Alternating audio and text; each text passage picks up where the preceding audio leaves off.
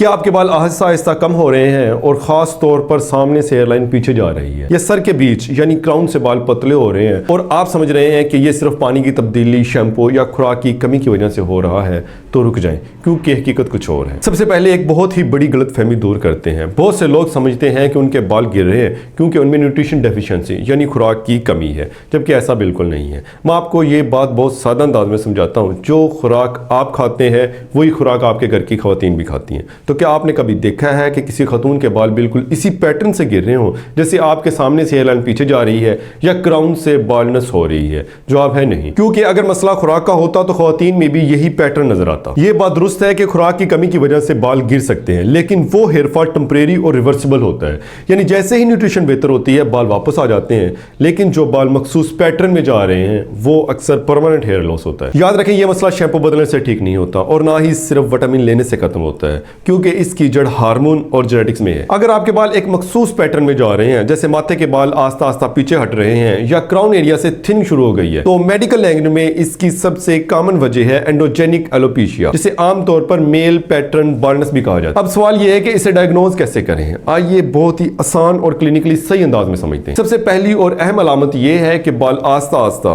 वक्त के साथ कम होते हैं। मिसाल के तौर पर आप नोटिस करते हैं कि 6 से 12 महीने पहले आपकी फोरहेड हेयरलाइन काफी डेंस थी, लेकिन अब वहां वाज़ेह कमी आ चुकी है। यह प्रोसेस अचानक नहीं होता, बल्कि महीनों और सालों में प्रोग्रेस करता है। दूसरी अहम अलामत, अगर आपके वालिद, दादा या खानदान में से किसी को बाल्डनेस या हेयर थिनिंग का मसला है, तो आप में भी इसके होने के चांसेस काफी ज्यादा होते हैं, क्योंकि ये जेनेटिकली इनहेरिटेड कंडीशन है। तीसरी अहम अलामत, ये मसला आमतौर पर बुलूगत के बाद शुरू होता है और उम्र के साथ साथ आहिस्ता आहिस्ता बढ़ता जाता है। अगर आप में ये तीनों साइन मौजूद हैं, आहिस्ता आहिस्ता बाल कम होना, फैमिली हिस्ट्री का होना, बुलूगत के बाद शुरू होना, तो बहुत ज्यादा इम्कान है कि आपको एंड्रोजेनिक एलोपेशिया है। आपने डायग्नोज तो कर लिया है कि आपको एंड्रोजेनिक एलोपेशिया है, लेकिन असल सवाल यह है कि आखिर ये बाल खत्म कैसे करता है और इसका इलाज क्या है। सब कुछ शुरू होता है एक नॉर्मल हार्मोन से, जिसे हम कहते हैं टेस्टोस्टेरोन।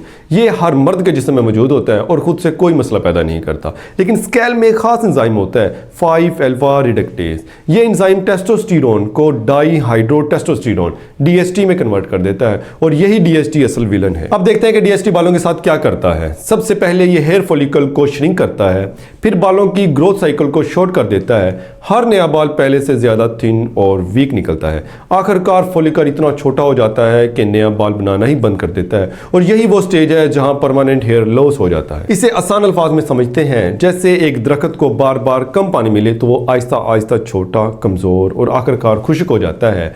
बिल्कुल वैसे ही DHT आपके हेयर फॉलिकल को कमजोर कर देता है। अब सवाल यह है कि ये सिर्फ सामने और क्राउन में ही क्यों होता है? क्योंकि इस एरिया में फॉलिकल जेनेटिकली DHT के लिए सेंसिटिव होता है, जबकि सर के पिछले बाल DHT के खिलाफ रेजिस्टेंट होते हैं, इसीलिए वो बाकी रहते हैं। याद रखें, मसला ये नहीं है कि आपके जिस्म में टेस्टोस्टेरोन ज्यादा है, बल्कि मसला ये है कि आपके हेयर फॉलिकल DHT के लिए सेंसिटिव है। अब सवाल यह है कि अगर DHT आपके बालों को खत्म कर रहा है, तो क्या हम इसे रोक सकते हैं और क्या वाकई बाल्डनेस का इलाज मुमकिन है? तो आइए हेयर फॉल का मुकम्मल इलाज जानते हैं। सबसे पहली और सबसे अहम दवा फिनास्टेरॉइड। ये दवा असल मसले की जड़ पर काम करती है। फिनास्टेरॉइड 5-अल्फा रिडक्टेज एंजाइम को ब्लॉक कर देती है, जिसकी वजह से टेस्टोस्टेरोन DHT में कन्वर्ट नहीं हो पाता और स्कैल्प में DHT की मिकदार कम हो जाती है। जब DHT कम हो जाता है तो हेयर फॉल सिग्निफिकेंटली कम हो जाता है, मजीद फॉलिकल डैमेज होने से बच जाते हैं। यानी आसान अल्फाज में फिनास्टेरॉइड उस प्रोसेस को रोकती है जो आपके बालों को जड़ से खत्म कर रहा है। जब DHT कम हो जाता है तो हेयर फॉल सिग्निफिकेंटली कम हो जाता है, मजीद फॉलिकल डैमेज होने से बच जाते हैं। यानी आसान अल्फाज में फिनास्टेरॉइड इस प्रोसेस को रोकती है जो आपके बालों को जड़ से खत्म कर रहा होता है। अब सवाल यह है कि फिनास्टेरॉइड वाकई सेफ है या इसके कुछ साइड इफेक्ट भी हैं जिन्हें जानना बहुत जरूरी है। सबसे पहले एक बात क्लियर कर लें, हर दवा की तरह फिनास्टेरॉइड के भी कुछ साइड इफेक्ट हो सकते हैं, लेकिन ये जरूरी नहीं है कि हर पेशेंट में ये जाहिर हो। फिनास्टेरॉइड से सबसे ज्यादा डिस्कस होने वाले साइड इफेक्ट सेक्सुअल डिसफंक्शन से मुतल्लिक है। पहला साइड इफेक्ट इरेक्टाइल डिसफंक्शन, यानी इरेक्शन हासिल करने या बरकरार रखने में मुश्किल। दूसरा डिक्रीज्ड एजैकुलेशन वॉल्यूम, यानी सीमन की मकदार में कमी।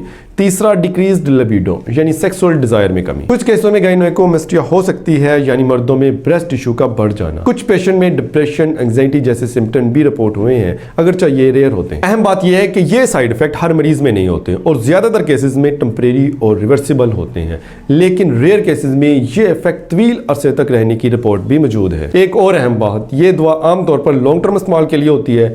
जैसे ही आप ये दवा बंद करते हैं तो हेयर फॉल दोबारा शुरू हो सकता है, और ये दवा मुकम्मल तौर पर बैलेंस को खत्म नहीं करती बल्कि इसकी प्रोग्रेशन को स्लो करती है। यहाँ एक बैलेंस फैसला जरूरी है। एंड्रोजेनिक एलोपेशिया एक मेडिकल कंडीशन है, लेकिन ये कोई लाइफ थ्रेटनिंग बीमारी नहीं है, इसलिए ट्रीटमेंट का फैसला करते वक्त बेनिफिट और रिस्क दोनों को समझना बहुत जरूरी है। बतौर हेल्थ केयर प्रोफेशनल मैं ये कहूंगा कि अगर हेयर लॉस आपके कॉन्फिडेंस और क्वालिटी ऑफ लाइफ को अफेक्ट कर रहा है तो ट्रीटमेंट कंसिडर किया जा सकता है, लेकिन दवा शुरू करने से पहले इसके लिमिटेशन, बेनिफिट्स और पॉसिबल साइड इफेक्ट को समझना बहुत जरूरी है। याद रखें, ये ट्रीटमेंट एक चॉइस है और एक इन्फॉर्म डिसीजन ही बेहतरीन डिसीजन होता है। दूसरी अहम दवा है मिनॉक्सिडिल। मिनॉक्सिडिल एक मौसर टॉपिकल दवा है जो एंड्रोजेनिक हेयर लॉस को सुस्त करती है। असल में ये ब्लड प्रेशर की दवा के तौर पर तैयार हुई थी और एक पावरफुल वैसोडायलेटर के तौर पर काम करती है। ये स्कैल में खून की नालियों को रिलैक्स करती है, जिससे हेयर फॉलिकल तक ज्यादा न्यूट्रिएंट्स, ऑक्सीजन और ग्रोथ फैक्टर पहुंचता है और बालों के फॉलिकल को ग्रोथ फेज में रहने में मदद मिलती है। मिनॉक्सिडिल इस्तेमाल करने के इब्तदाई 2 से 8 हफ्तों में ज्यादा बाल गिरने का तजर्बा आम है और ये फिजियोलॉजिकल और मुतवक्का फिनोमेना है। ज्यादातर शेडिंग कमजोर और पुराने बालों में होती है ताकि उनकी जगह मजबूत और सेहतमंद बाल आ सके। मिनॉक्सिडिल बालों के गिरने को मुकम्मल तौर पर नहीं रोक सकती, ये सिर्फ प्रोग्रेशन को स्लो करती है। मुसलसल और तवील मुद्दती इस्तेमाल जरूरी है ताकि नतीजे बरकरार रहें। दवा बंद करने पर कुदरती हेयर लॉस पैटर्न दोबारा शुरू हो जाता है और वो बाल जो दवा की वजह से रुके थे सबसे पहले वही गिरते हैं। मिनॉक्सिडिल के बारे में आम गलतफहमी। अक्सर लोग समझते हैं कि मिनॉक्सिडिल छोड़ने से बाल पहले से ज्यादा गिरते हैं। हकीकत में सिर्फ वो बाल गिरते हैं जो दवा की वजह से आर्जी तौर पर बरकरार थे, जबकि नए बाल गिरने का कोई खतरा नहीं होता। आखिरी और सबसे पावरफुल सॉल्यूशन हेयर ट्रांसप्लांट। ये होता कैसे है? डॉक्टर आपके सर के पिछले हिस्से से बालों की जड़ें निकालते हैं और इन्हें वहां लगा देते हैं जहां बाल कम या खत्म हो चुके हों। ये काम लोकल एनेस्थीसिया में होता है, यानी आपको दर्द महसूस नहीं होता। सबसे अहम सवाल, क्या ये नए बाल दोबारा फिर गिर जाएंगे? तो जवाब है ज्यादातर नहीं, क्योंकि ये बाल ऐसे हिस्से से आते हैं जहां डीएसटी का असर कम होता है, इसीलिए ये ज्यादा स्ट्रॉन्ग होते हैं। फिनास्टेराइड और मिनॉक्सिडिल एग्जिस्टिंग हेयर को बचाते हैं, हेयर फॉल स्लो करते हैं, लेकिन हेयर फॉल ही वो तरीका है जो वाकई बाल वापस लेकर आता है। जबकि बाकी तमाम फार्मास्यूटिकल ट्रीटमेंट ज्यादातर प्रिवेंटिव और सपोर्टिव होते हैं, यानी वो सिर्फ मौजूदा बालों को बचाने और हेयर लॉस को स्लो करने में मदद देते हैं। ये बेस्ट स्ट्रेटेजी नहीं है कि सिर्फ एक ट्रीटमेंट पर डिपेंड किया जाए, बल्कि साइंस को समझकर स्मार्ट कॉम्बिनेशन को इस्तेमाल किया जाए। अब हम उन मोस्ट कॉमन मिथ के बारे में बात करते हैं जो बहुत ही ज्यादा पॉपुलर हो गई हैं। पहली मिथ, शैम्पू बाल गिराता है। रियलिटी, शैम्पू बाल नहीं गिराता, ये सिर्फ वो बाल निकालता है जो पहले ही गिरने वाले होते हैं। असल वजह होती है एंड्रोजेनिक एलोपेशिया या हार्मोन। दूसरी मिथ, रोजाना सर धोने से बाल गिरते हैं। Reality, daily wash hair fall का काज नहीं है, बल्कि ऑयल और डैंड्रफ ज्यादा हो तो नुकसान होता है। तीसरी मिथ, पानी चेंज होने से बाल गिरते हैं। रियलिटी, हॉट वाटर बाल ड्राई कर सकता है लेकिन बाल्डनेस का सबब नहीं बनता। चौथी मिथ, विटामिन लेने से बाल वापस आ जाते हैं। रियलिटी, सिर्फ डेफिशिएंसी हो तो विटामिन का फायदा होता है, वरना ये परमानेंट बाल्डनेस का सलूशन नहीं है। पांचवा मिथ, कैप पहनने से बाल गिरते हैं। रियलिटी, कैप का बाल गिरने से कोई ताल्लुक नहीं। छठी मिथ, बाल शेव करने से घने आते हैं। रियलिटी, शेविंग से सिर्फ बाल मोटा लगता है, असल में ग्रोथ या डेंसिटी में कोई फर्क नहीं पड़ता। सेवंथ मिथ, ऑयल लगाने से बाल्डनेस रुक जाता है। रियलिटी, ऑयल सिर्फ स्कैल्प को मॉइस्चराइज करता है, बाल्डनेस का मेन काज डीएसटी को इफेक्ट नहीं करता। मिथ नंबर 8, स्ट्रेस ही हेयर फॉल की बड़ी वजह है। Reality, stress temporary hair fall करवा सकता है लेकिन पैटर्न बाल्डनेस की वजह नहीं है। पाकिस्तान में मेन प्रॉब्लम हेयर फॉल नहीं है बल्कि मिस इन्फॉर्मेशन है, और जब तक आप नहीं समझेंगे आप गलत सोल्यूशन पर पैसे और वक्त जाया करते रहेंगे। अगर आप चाहते हैं कि मैं step by step complete treatment guide बताऊं तो अभी इस वीडियो को लाइक करें और फॉलो करें, क्योंकि अगली वीडियो में मैं पूरा रोड मैप एक्सप्लेन करूंगा।